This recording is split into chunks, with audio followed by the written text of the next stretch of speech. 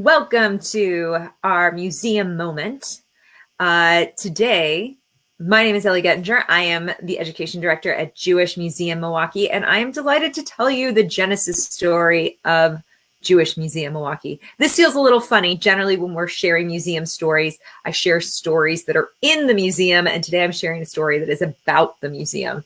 I compare this to when my daughter realized in junior kindergarten that they were learning the story of the giving of the Torah on Mount Sinai, and she was reading about it in the Torah. That just blew her mind. So this is that story today. It's our meta moment. And I think it's going to be interesting. This is a story about how community comes together and how we work to make a institution. So without further ado, let's turn it over to some of the documents and artifacts. The first thing I will say is that the museum came into existence from a small committee of the women's division of the Milwaukee Jewish Federation. So a group of women basically decided in 1984 that they wanted to document what had happened in Milwaukee Jewish history, and they were concerned that they were going to lose this sense of history. So their first priority was taking the massive collection of Milwaukee Jewish Federation pictures and saying who was in each picture, writing down the names, giving those people purpose. By 1986, the institution had grown, and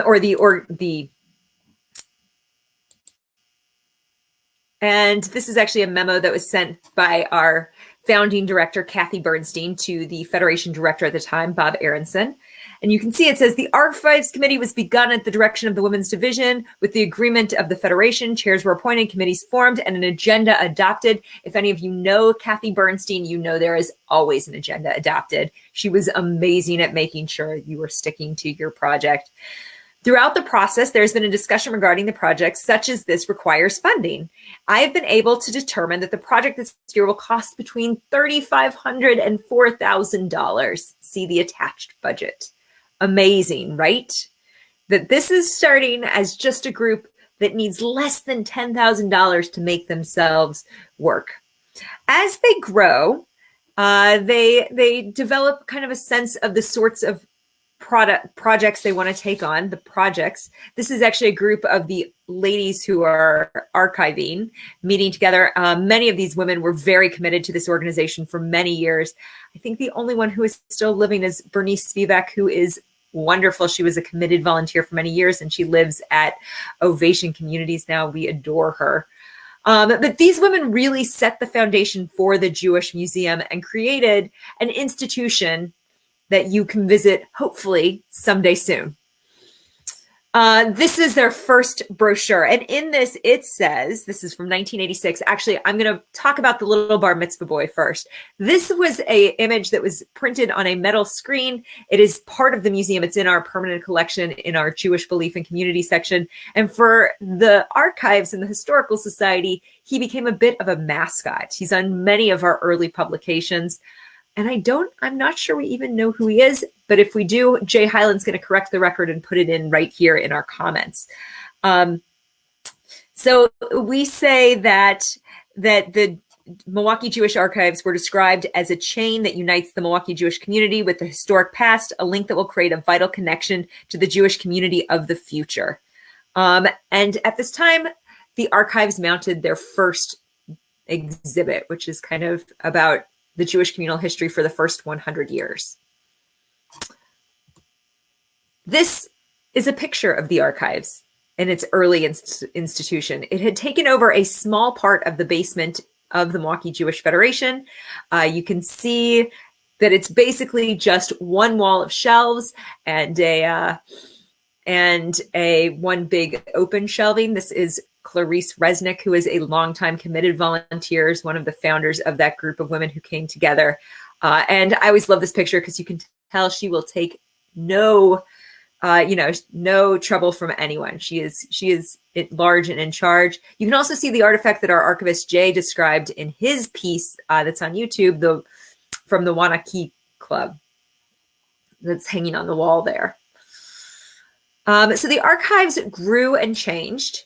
And changed by 1992, it was developed into the archives, not just a committee. They're producing exhibits. They're creating all sorts of programming. Oh, Jay Hyland is right here with me. The save. The boy is Abraham Judson Foreman. He later became a doctor. Thank you, Jay. And this institution by 1992 had about 128 family records, family collections, and 1,500 photographs, mostly from the Milwaukee Jewish Federation collection. Just hold those numbers in your mind as we talk about where we've come today. In the mid-90s, there was an exhibit at the Public Museum. This exhibit was featuring Jewish life in Wisconsin from the 1840s to the 1990s. It was a sesquicentennial celebration of Jewish life in Milwaukee. Some of the pieces that we have on display in the museum, like our peddler's cart, are from that exhibit. And there was a big call for materials and requirements. And much of the exhibit was focused very much on the streets of Old Milwaukee in MPM, where it's looking at kind of commercial life and Jewish commercial life. And we got a lot of those pieces. It's why our Earning a Living section is so robust. One of the many reasons, because there had been such a purposeful collection around that exhibit. So after that exhibit, though, there are a number of community leaders who start thinking it was nice to have a statement about Jewish life in Wisconsin, Jewish life in Milwaukee. We don't want to give that up. It was a temporary exhibit. We want something more permanent. So people started thinking in terms of how do we build that for ourselves? The archives at that time changes its name to the Milwaukee Jewish Historical Society because they're so much more than a collecting institution. They're holding programs, they're creating exhibits, they're helping people with genealogy. All of this is happening in the 90s. And in the early 2000s, there's a big move to say we should be a museum. Part of this happens because space opens up. The Milwaukee Jewish community launches a very large-scale capital campaign. It affects 11 institutions, the JCC in Whitefish Bay, Hillel on UWM's campus, and the Federation building are all part of this campaign. And suddenly there's a move to take the Federation offices, which had been on the first floor of the building we occupy on Prospect Avenue, to the second and third floor, thereby leaving an open space for a museum. JMM becomes a possibility because there is a space available and there is a large-scale capital campaign in which the museum gets to be a part. So going back to some of those artifacts, this is, I have to wait for my screen to decide. This is the museum's board meeting. It's the first board meeting of the Jewish Museum Milwaukee. Many of these people are still involved today, including our founding president, Mary Ann Lubar, Susie Ettinger, Nina Florsheim, Penny Descher, still actively involved. Lloyd Levine is one of our fabulous docents. Jody Starron continues to be a pillar in our community. Several of these people have died, and we so appreciate the contributions they made in getting us to this space. And the one person that I think, there are two people in this picture that we have to really recognize in this time period. One is Cathy Bernstein. She's the lady in the maroon sweater on the front row. She is the founding director, and she really saw this institution from its infancy to its creation as a museum, and she kept with it. She kept with it through challenging times where it seemed like space might not be available, when we open and then immediately there's an economic downturn. And she really changed kind of the face of what Jewish Milwaukee looks like. And I so appreciate her, and I so appreciate the opportunity that I had to work with her. The other lady in this picture is in the striped sweater is Jane Avner, and she's the historian who crafted the text for the museum. She went through mountains of research to come up with a cohesive narrative that we worked with a design firm in DC, Gallagher and Associates, and they really helped us come up with a message and how we tell the story of Jews in Milwaukee, which we've been delighted to share for the past 12 years. The museum opened on April 28th, 2008. And we actually had our official, ribbon cutting at the end of June. This is a picture of Marianne and Cathy cutting the ribbon. You can see Mayor Tom Barrett is in the picture, and also the former executive director of the Milwaukee Jewish Federation, Rick Meyer. This is an institution that took a lot of legwork. a lot of people and a lot of commitment. And I don't think any of the women in the room who started identifying photos in 1984 anticipated that their work would lead to this 30 years later.